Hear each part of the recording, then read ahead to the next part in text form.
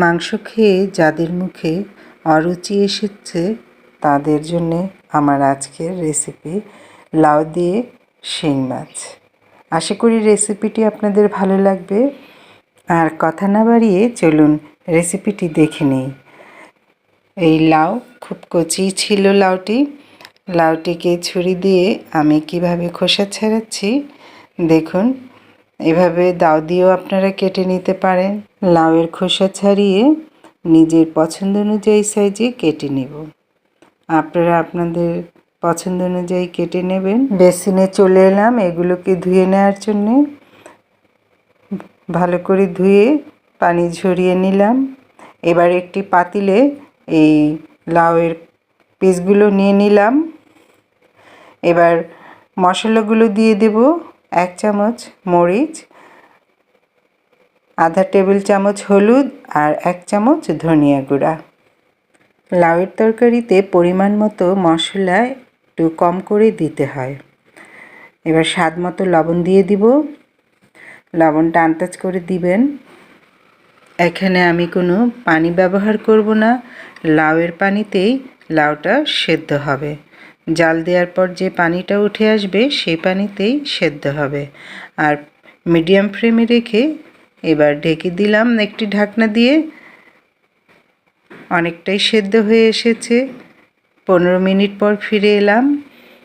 Viewers, ভিডিওটি ভালো লাগলে একটি লাইক দিয়ে ভিডিওটি শেয়ার করে দিবেন অন্যকে দেখার জন্যে।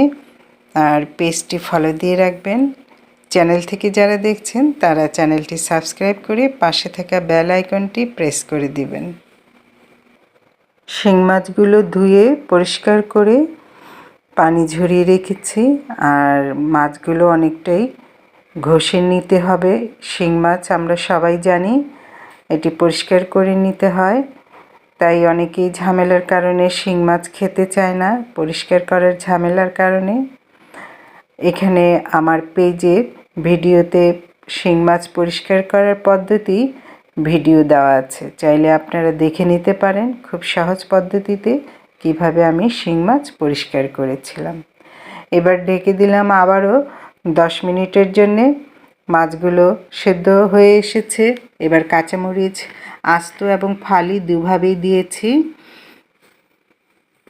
এখন অন্য চুলায় আমি পেঁয়াজের ফোড়ন তৈরি করে নিয়েছি। দেখুন এভাবে আমি বাগার দিয়ে দিলাম।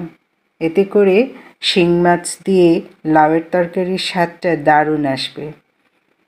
এটি খেতেও ভালো লাগবে দুপুরে গরম গরম ভাতের সঙ্গে। তারপর রুটি, পরোটা, লুচির সঙ্গেও খেতে দারুণ লাগবে।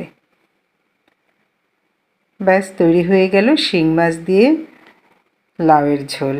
ভিউয়ার্স, ভিডিওটি কেমন লেগেছে?